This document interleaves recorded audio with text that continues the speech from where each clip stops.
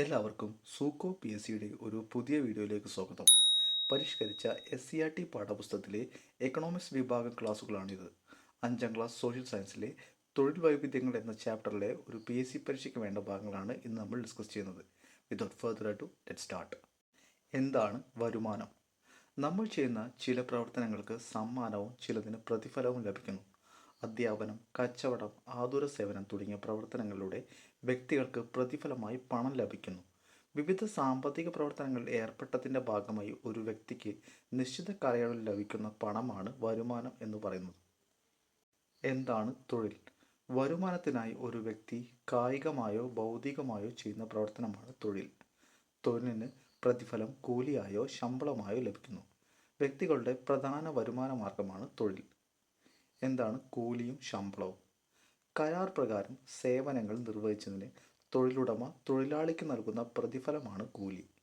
മണിക്കൂറുകളുടെയോ ദിവസത്തിൻ്റെയോ അടിസ്ഥാനത്തിലാണ് കൂലി നിശ്ചയിക്കപ്പെട്ടു നിൽക്കുന്നത്. പ്രതിമാസ അടിസ്ഥാനത്തിൽ ജീവനക്കാർ നിർവഹിക്കുന്ന ജോലിക്ക് തൊഴിലുടമ നൽകുന്ന പ്രതിഫലമാണ് ശമ്പളം. വരുമാന സ്രോതസ്സുകൾ. ആളുകൾ വരുമാനം നേടുന്നത് വിവിധ തരം തൊഴിലുകളിലൂടെയാണ്. ഇത്തരത്തിൽ വരുമാനം ലഭിക്കുന്ന അധ്വാനമോ വസ്തുവകകളോ ആണ് വരുമാന സ്രോതസ്സുകൾ. കൃഷി, ബിസിനസ്, ബാങ്ക് നിക്ഷേപങ്ങൾ, ആസ്തികൾ എന്നിവയിൽ നിന്നും വരുമാനം ലഭിക്കുന്നുണ്ട്.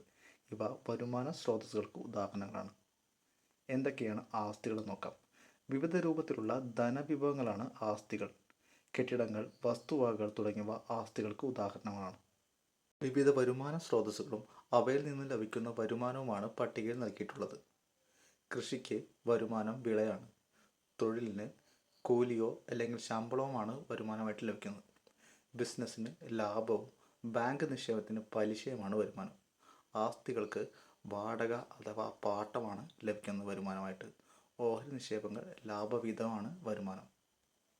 വ്യക്തിഗത വരുമാനവും കുടുംബ വരുമാനവും.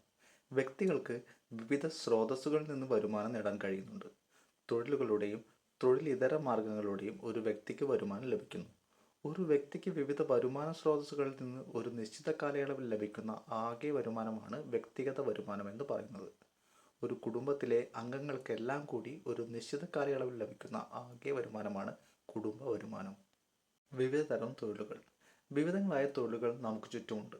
കൃഷി, അധ്യാപനം, ഡ്രൈവർ തുടങ്ങി പലതരം തൊഴിലുകൾ നിലവിലുണ്ട്. തൊഴിലുകളെ കാർഷിക തൊഴിലുകളെന്നും കാർഷികേതര തൊഴിലുകളെന്നും തരംതിരിക്കാം. കാർഷിക തൊഴിലുകൾ. പ്രകൃതി വിഭവങ്ങൾ ഉപയോഗപ്പെടുത്തി ഭക്ഷ്യവസ്തുക്കളുടെയും നാരുകളുടെയും ഉൽപ്പാദനത്തിനായി സസ്യങ്ങൾ വളർത്തുന്നത്, കന്നുകാലി വളർത്തൽ, മത്സ്യകൃഷി തുടങ്ങിയവ കാർഷിക തൊഴിലുകളാണ്. ഇന്ത്യയുടെ സമ്പദ് വ്യവസ്ഥയിൽ കൃഷി ഒരു പ്രധാന പങ്കുവഹിക്കുന്നു. 2022-23 ഇക്കണോമിക് റിവ്യൂ പ്രകാരം ഇന്ത്യയിലെ മൊത്തം തൊഴിലാളികളിൽ 46.5% പേർ കൃഷിയിലും അനുബന്ധ പ്രവർത്തനങ്ങളിലും ഏർപ്പെട്ടിരിക്കുന്നു. കാർഷികേതര തൊഴിലുകൾ. കാർഷിക തൊഴിലുകളിൽ ഉൾപ്പെടാത്ത എല്ലാവിധ തൊഴിലുകളെയും കാർഷികേതര തൊഴിലായി പരിഗണിക്കാം. വ്യാവസായിക അടിസ്ഥാനത്തിൽ ഉൽപ്പന്നങ്ങൾ നിർമ്മിക്കുന്ന തൊഴിലുകളും വിവിധതരം സേവനങ്ങളും കാർഷികേതര തൊഴിലുകളാണ്.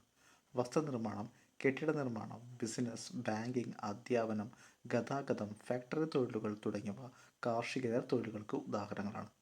എന്താണ് സ്വയം തൊഴിൽ? ഏതെങ്കിലും തൊഴിലുടമയുടെ നിയന്ത്രണത്തിലല്ലാതെ സ്വതന്ത്ര സാമ്പത്തിക പ്രവർത്തനത്തിലൂടെ ഉപജീവനം നടത്തുന്നതിനാണ് സ്വയം തൊഴിൽ എന്ന് പറയുന്നത്. സ്വയം തൊഴിൽ ഏർപ്പെടുന്ന വ്യക്തി തൻ്റെ സംരംഭത്തിൻ്റെ ഉടമസ്ഥതയും കൂടാതെ ഒരു തൊഴിലാളിയുടെ ഉത്തരവാദിത്തവും നിർവഹിക്കുന്നു.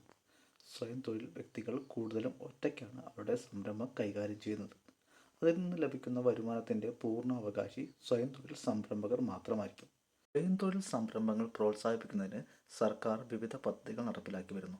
മുതിർന്ന പൗരന്മാർക്കുള്ള നവജീവൻ പദ്ധതി, ഭിന്നശേഷിക്കാർക്കുള്ള കൈവല്യ പദ്ധതി, സമൂഹത്തിൽ വളരെ പിന്നോക്കം നിൽക്കുന്ന സ്ത്രീകൾക്ക് വേണ്ടിയുള്ള ശരണ്യ പദ്ധതി, കുറ്റകൃത്യങ്ങൾക്ക് ഇരയായവർക്കും ആശ്രിതർക്കും വേണ്ടിയുള്ള ജീവനം എന്നീ പദ്ധതികൾ സർക്കാർ നടപ്പിലാക്കുന്നു.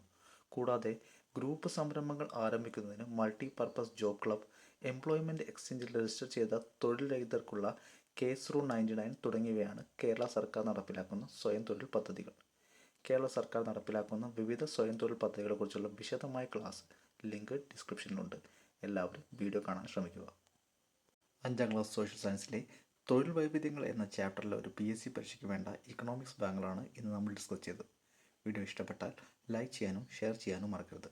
എല്ലാവർക്കും സൂക്കോ PSCയുടെ നന്ദി, നമസ്കാരം.